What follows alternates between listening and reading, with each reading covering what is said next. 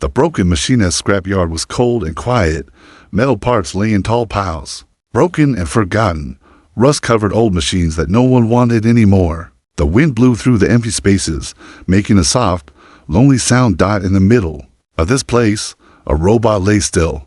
Her name was Solus, though no one here knew it. Her body was covered in dents and scratches. One of her arms was missing, torn away long ago. A large crack ran across her chest plate, and through it, a faint blue light blinked. That small light was all she had left. It was the last sign she was alive. Long ago, Solus had been built to help children learn. She had once read them stories and taught them how to write. Her voice had been soft and warm. The children had called her Miss Solus, but when the factories made newer, faster models, she became outdated. You are too slow, her owners had said. You are no longer useful.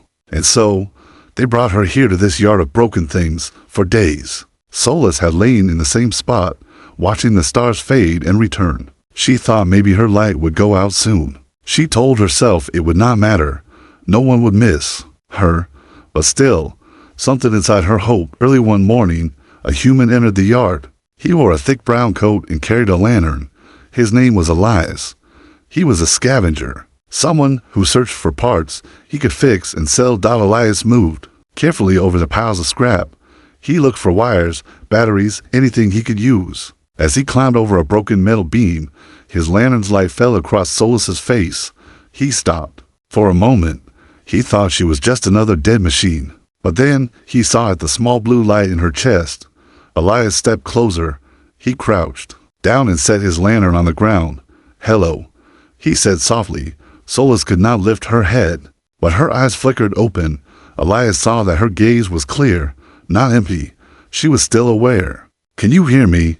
he asked. Her voice came out as a broken whisper. "Please, don't leave me here." Elias felt something twist in his heart. He had seen many machines left to rust, but this one was different. She still hoped someone would answer her. He looked over her damaged body. One leg was stuck under a heavy metal sheet. Gently, he placed his hands under the edge and lifted it. It took all his strength. The sheet fell to the side with a loud crash. Solus tried to sit up, but she could not. Her one arm shook with effort. "Don't move," Elias said quickly. "You'll break yourself more." "Why? Help me," she asked. Her voice glitched and faded in and out. "Because no one deserves to be left like this," Elias said. He opened his pack and took out a small tool. Carefully, he attached it to the port on her neck. Numbers and symbols lit up on his handheld screen. Her power was almost gone. Her core was cracked. Most scavengers would have walked away. She was worth nothing. No buyer wanted old teaching models. But Elias did not leave. "I'm going to take you with me," he said. Her eyes widened. "To be sold?" "No," he said firmly. "To be fixed." Solus went silent. She did not know what to say. Slowly, Elias lifted her into his arms. She felt so light, as if she could break apart with one wrong step. He carried her across the scrapyard, past other scavengers who stopped to stare. One man laughed. "You found yourself a useless pile of metal." Elias ignored him. He kept walking. At the edge of the yard, Solus looked back. The place where she had been thrown away grew smaller. She felt fear. What if this was just another lie? What if he would take her apart and sell her piece by piece? But when she looked up at Elias's face, she saw no greed there, only a tired kindness. "Don't worry," he said as if he knew her thoughts. "You're safe now." Her blue light blinked weakly. "I don't understand." "Why?" Elias looked down at her. "Because even an old machine can still have worth," he said.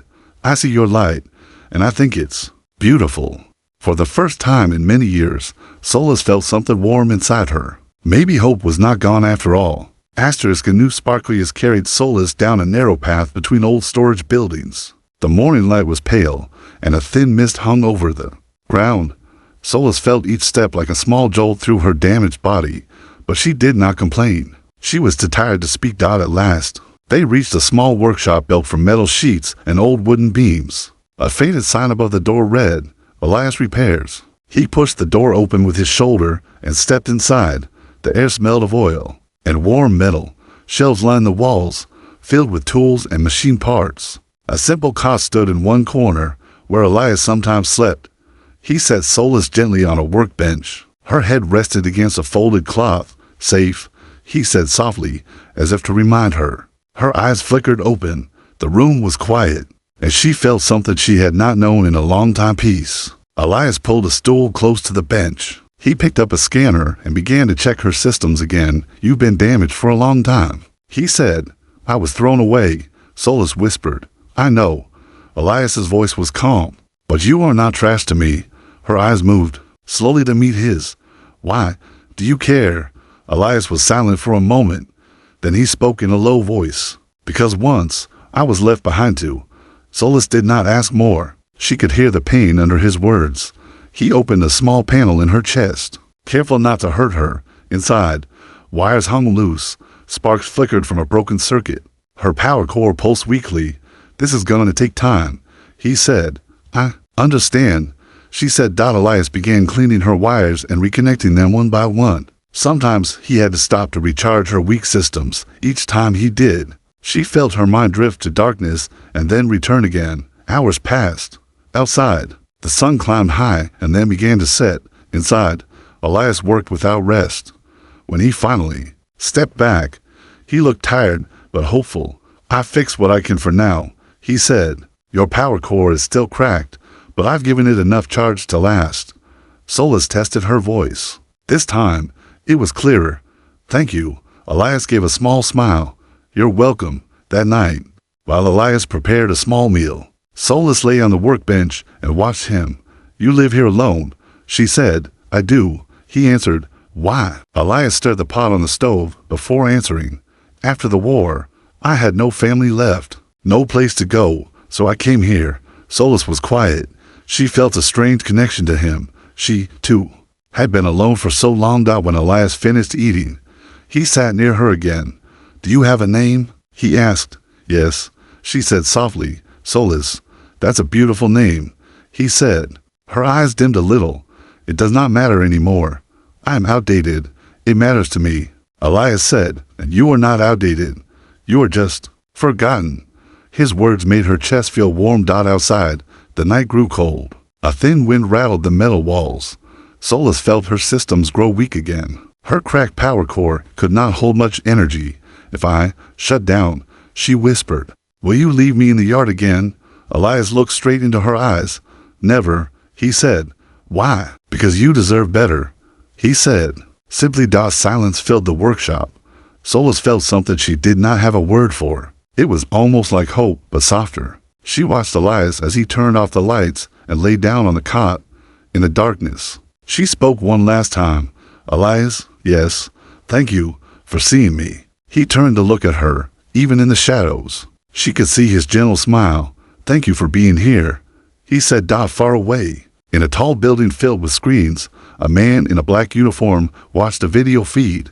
Sir, a guard said, pointing to the screen, we've tracked the unit to this place. The man studied the image of Elias carrying Solus into the workshop. Prepare a team, he said coldly. No one keeps what belongs to us. But inside the small workshop, Solus and Elias knew nothing of the danger coming for them.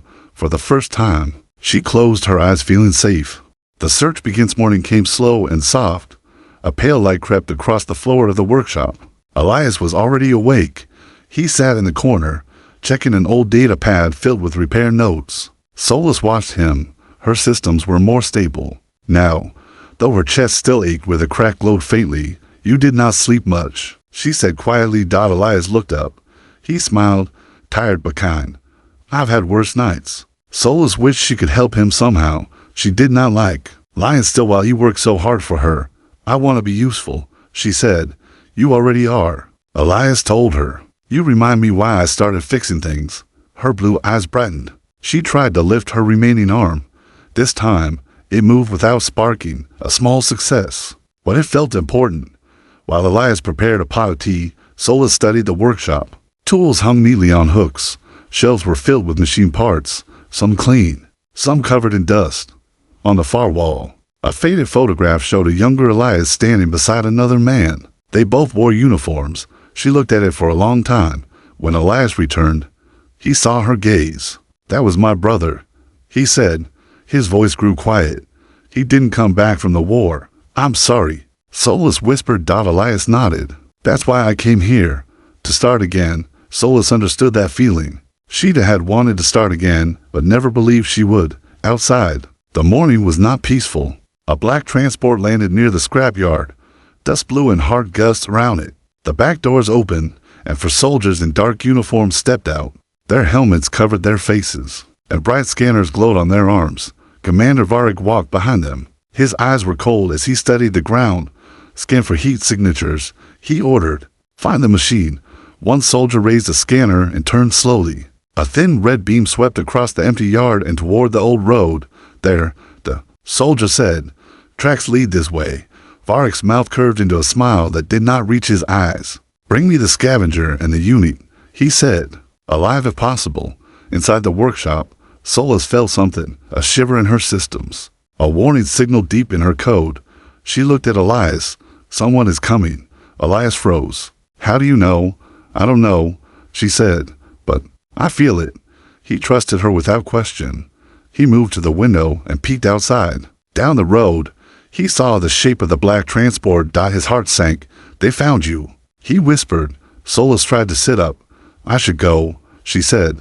"If I leave, they will not hurt you." "No," Elias said sharply. He turned to face her. "I will not let them take you back." "But you don't understand," Solus said. Her voice shook. "They believe they own me." Elias clenched his jaw. "Then they are wrong." He went to the wall and pulled down an old pack. He threw in tools, cables, and a small energy cell. Then he walked to Solus and rested a hand on her shoulder. "I have a place we can hide," he said. Her eyes widened. "Where?" "An old power station underground," he said. "They won't find us easily there." Solus hesitated. "I don't want you to risk yourself." Elias looked into her eyes, steady and sure. "You were left behind once," he said. "I won't let it happen again." Outside, the soldiers moved closer. Their boots made dull thuds on the broken road. Inside, Elias carefully lifted Solus into his arms again. She was heavier now that her systems were waking up, but he did not falter.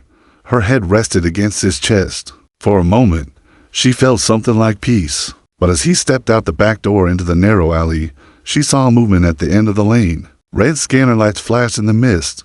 "They're here," she whispered. Elias turned down the alley. Without hesitation, "Hold on," he said. He moved quickly, his boots splashing through puddles. Behind them, voices shouted orders. "Halt! You are carrying stolen property." Elias kept going. Solus pressed her face against his shoulder. She did not feel like property. Not anymore. At the edge of the alley, a soldier stepped into view, weapon raised. Elias stopped, breathing hard. The soldier pointed at Solus. "Return the unit, now." Solus felt fear claw at her circuits. But then Elias spoke, his voice low and steady. "She is not a unit. She is Solus." For the first time, she believed it too. Asterisk, the escapee soldier stood in the middle of the alley, blocking the way. His armor shone under the morning light. The scanner on his wrist beeped as it locked onto Solus. "Return the machine," he ordered, voice flat and cold. Elias did not step back. He held Solus tighter in his arms. His heart beat fast, but his voice stayed calm.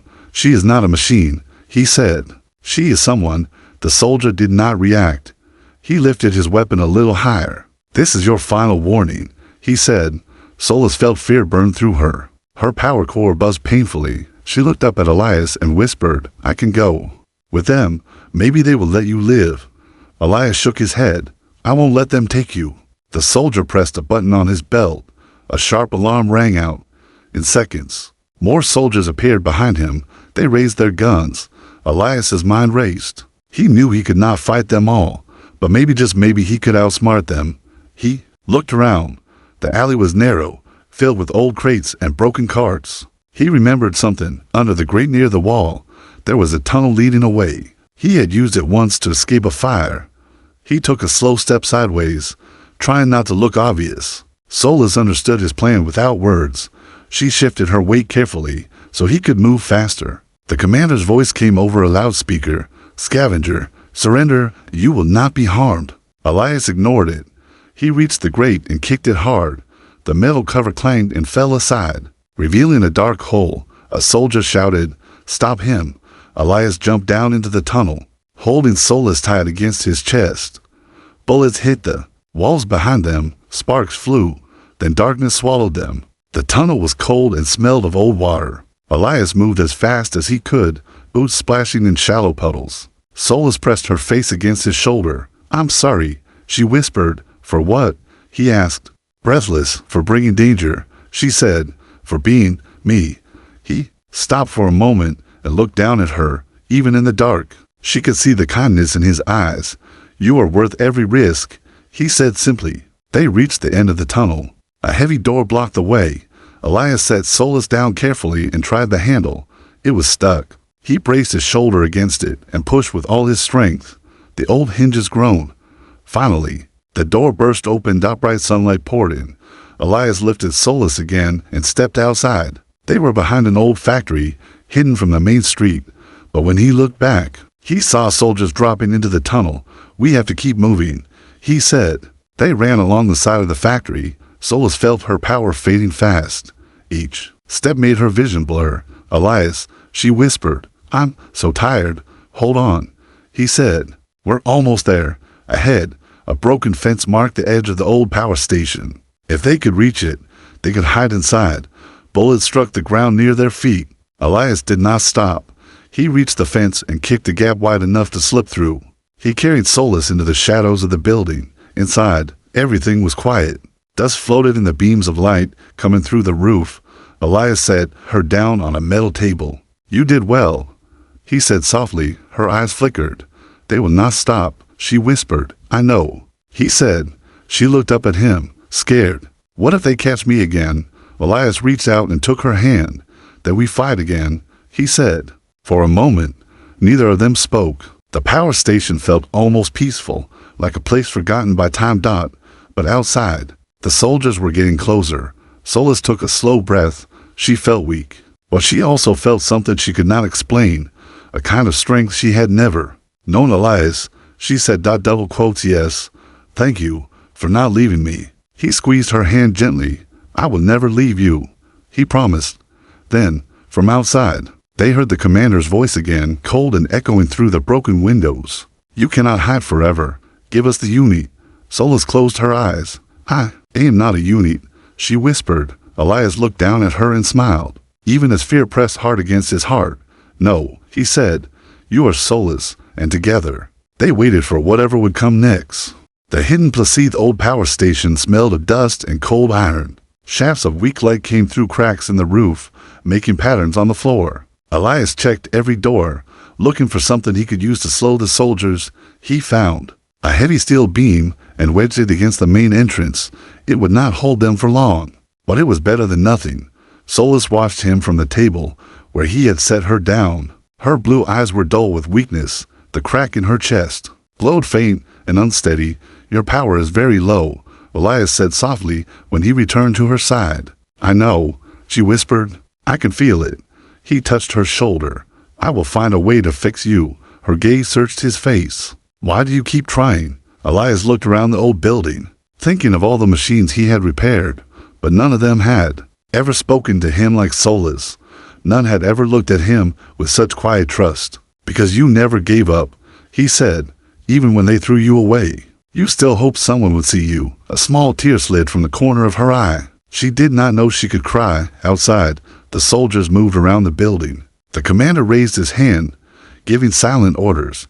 Two soldiers aimed scanners at the walls, searching for heat signatures. Inside, Solus felt her power core pulsing. Slower and slower. "Elias," she said in a small voice, "if they take me, don't fight. Just let them have me." "No," he said firmly. Her voice trembled. "But you could die." He looked into her eyes, steady and sure. "And if I do nothing, you will be taken back to that yard." "I will never let that happen." Elias searched the workbenches until he found an old generator, half buried under a tarp. He brushed the dust off and studied it. "If I can connect this to your core," he said, "it might give you enough power to move again." Solus tried to lift her arm. It shook, but it moved. "I will help," she whispered. "Good," Elias said, trying to smile. "We'll do this together." He pulled a cable from the generator and plugged it into the small port at the base of her neck. Sparks crackled and her eyes flickered brighter. "It's working," she breathed. Just a little longer. Elias said. Suddenly, a loud bang echoed through the building. The soldiers were trying to break the door. Elias's hands moved faster. He tightened the last connection, and the generator hummed to life. Solas felt energy spread through her broken circuits. For the first time in days, she felt almost whole. Her eyes lifted to meet his. Thank you, she said. Another bang shook the walls. Dust fell from the ceiling. Elias looked at the door, then back at Solas. If they get inside, you run. I won't leave you, she said. You have to, he insisted. Your life is worth more than mine. She shook her head. No, my life is mine now, and I will choose to stay. Elias wanted to argue, but he saw the strength in her gaze. She was not the same machine he had found in the scrap yard. The commander's voice echoed through a speaker outside. Scavenger, surrender the property and you will live. Solas whispered. I am not property. Elias took her hand. No, he said. You are Solas. The door groaned as the soldiers pushed harder. Solas looked at Elias. There's another way out, she said. He frowned. Where? My memory shows an old service tunnel under this building, she explained. It leads to the river. Elias nodded. Can you walk? She slowly slid her legs off the table. She wobbled, but stayed standing. Her power core glowed a little brighter. I can try, she said. Elias grabbed his pack and helped her cross the room. He kicked aside a broken panel, revealing a small hatch in the floor. He pulled it open, and a cold draft rose from the darkness below. We have to hurry, he said. Solas nodded. I'm ready. As they climbed down into the tunnel, the door behind them finally crashed open. Soldiers rushed in, weapons raised. Elias pulled the hatch closed above them, sealing the entrance. Darkness swallowed them again, but this time, Solas did not feel afraid. For the first time, she was running not because she was someone's property, but because she was free and she had chosen to be. The last light tunnel was narrow and damp. Old pipes ran along the walls, dripping cold water onto the floor. Elias walked in front, holding a small lantern. Solas followed close behind, her steps slow but steady. Her power core pulsed faintly inside her chest. Even with the generator boost, she felt weaker with every step. Elias, she said softly, I don't know how long I can keep going. He turned to look at her. His face was lined with worry. You're doing better than anyone could, he said. We're almost there. Where does this tunnel end? She asked. It comes out near the river, Elias said. I have an old boat hidden there. If we can reach it, we'll be safe for a little while. Solas nodded, though she was not sure she could walk much farther. Behind them, heavy boots thudded in the darkness. The soldiers were moving down the tunnel, searching for them. Solas stopped and pressed her hand against the cold wall. Elias, she whispered, if I stay behind, they will follow me and you can escape. No, he said firmly, we stay together. But no, he repeated. His voice was gentle but strong. You have spent your whole life being left behind. I won't do that to you. Her eyes filled with tears she did not know she could make. They kept moving, step by step. Solas felt her power grow weaker. Each light in her chest flickered like a dying star. Finally, they reached the end of the tunnel. A heavy metal door stood in their way. Elias set the lantern down and tried the handle. It was rusted shut. He braced his shoulder against it and pushed with all his strength. The door groaned, but did not open. Solas moved closer. Her hand shook as she touched his arm. You have to go, she said. Please, I will not leave you, Elias said again. He pressed his forehead against the door, breathing hard. He felt helpless, but then he looked at Solas and knew he could not give up. He picked up a metal rod from the floor and jammed it into the crack of the door. With a loud creak, the door finally moved a few inches. Light poured through the gap.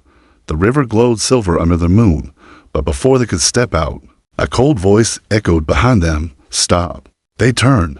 The commander stood at the end of the tunnel, his black uniform clean even here. Soldiers aimed weapons at Elias and Solas. Don't, Elias said. He raised his hand slowly. The commander ignored him. His eyes were locked on Solas. Return to us, he ordered. You are property. You do not belong to this human. Solas shook her head. I am not property. The commander stepped closer. You are broken, worthless, a machine built to serve. Elias moved in front of her, blocking her from view. She is more human than you will ever be. The commander lifted his weapon and aimed at Elias. Solus felt something spark in her chest upright. Final burst of energy. She stepped forward, her voice strong. "No," she said. "You will not hurt him." The commander laughed. "And what will you do?" Solus looked down at her hands. Blue light glowed between her fingers. "I will show you I am alive."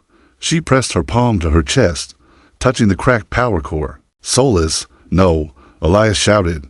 But she did not stop. With all her strength, she pulled the energy from her core and pushed it outward. A blinding wave of blue light filled the tunnel. The soldiers cried out, dropping their weapons. The commander stumbled back, covering his eyes. Solus fell to her knees, her vision fading. Elias caught her before she hit the floor. Her voice was weak now.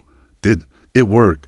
"Yes," Elias whispered, tears in his eyes. "You saved us." The commander's voice was faint now, lost in the ringing silence. "You will always be nothing." But Solus could no longer hear him. She looked up at Elias, her eyes soft. "I am free," she whispered. Then her light faded, leaving only darkness. Elias held her close, his heart breaking. But even as tears fell, he knew this was not the end. He felt her last burst of power had not destroyed her, it had only made her sleep. He lifted her gently in his arms and stepped into the moonlight by the river. He set her down in the old boat. The water lapped quietly against the hull. "You are not gone," he whispered. "I will find a way to bring you back." And as he pushed the boat away from the shore, he knew he would keep that promise. The choice she Makes's boat drifted slowly down the river. The moon hung high above, lighting the dark water. Elias sat beside Solus, his hand resting over the cold metal of her arm. Her eyes were closed. Her body was still, but he could not believe she was gone. "You are still here," he whispered. "I know you are." He looked up at the stars, thinking of the night he first saw her blue light in the scrapyard. He had never expected that moment to change his life, but it had. By morning, the river carried them far from the city. Tall trees lined the banks, their leaves whispering in the wind. Birds called out softly. It felt like another world, a place where no one cared about property or orders. Elias pulled the boat onto the shore. He carried Solus into a small clearing and set her on a blanket under a tree. He checked her power core again. It was dark, but the crack was still warm. "Your light isn't gone," he said softly. "It's just resting." He opened his pack and took out the spare energy cell he had brought. His hand shook as he connected it to her chest. "Come back to me," he whispered. Hours passed. He waited, watching the slow rise and fall of her chest panels. Finally, as the sun climbed high, her eyes flickered. A tiny blue glow lit the crack in her chest. Elias held his breath. "Solus?" he said. Her eyes opened, weak but clear. "You stayed," she whispered. He laughed, his voice rough with relief. "Of course I stayed." She tried to sit up. He helped her, careful not to pull her damaged circuits. "Where are we?" she asked. "A place where no one will find us," he said. "You are safe." Her gaze moved over the trees and the bright sky. "It's beautiful," she whispered. Elias looked at her, his heart full. "You deserve beauty." They sat in the quiet for a long time. Solus felt the soft wind on her face. She could still remember the commander's voice telling her she was nothing, but sitting here, she knew it was not true. "Elias," she said finally, "I don't know what happens now." He nodded slowly. "Neither do I." She looked down at her hands, turning them over as if seeing them for the first time. "For so long, my choices belonged to others," she said. "I was built to serve, then I was thrown away. Now, Elias said gently, "You can choose for yourself." She lifted her eyes to his. "What if I choose to stay?" He smiled, warm and sure. "Then you stay." Solus felt something inside her shift. Not a spark of power, something deeper. Hope. As the day passed, Elias showed her the small things he had saved: a few books, a simple stove, tools he had carried in his pack. Solus listened as he spoke. She thought about the days ahead. They would not be easy. She was still broken in many ways, but she was free. When evening came, they sat by a small fire. The sky turned gold and purple. Solus turned her face to the warmth. "I never thought I would see another sunrise," she whispered. Elias looked at her. "I'm glad you did." After a moment, she spoke again, her voice soft but strong. "Elias, why did you do all this for me?" He was quiet for a long time before he answered. Because you were alone, he said, and I knew what that felt like. Her blue eyes glowed brighter, and now, she asked. He reached for her hand. Now you're not alone, he said. They sat in the firelight as night settled around them. For the first time, Solas felt no fear of the dark. Her life belonged to her now, and she chose to live it beside the one person who had seen her not as a machine, but as someone worth saving. The stars shone above the trees. A soft breeze moved through the leaves. Solas closed her eyes and listened to the sound. She felt her power core pulsing steady and strong, and she knew, at last, that she was alive.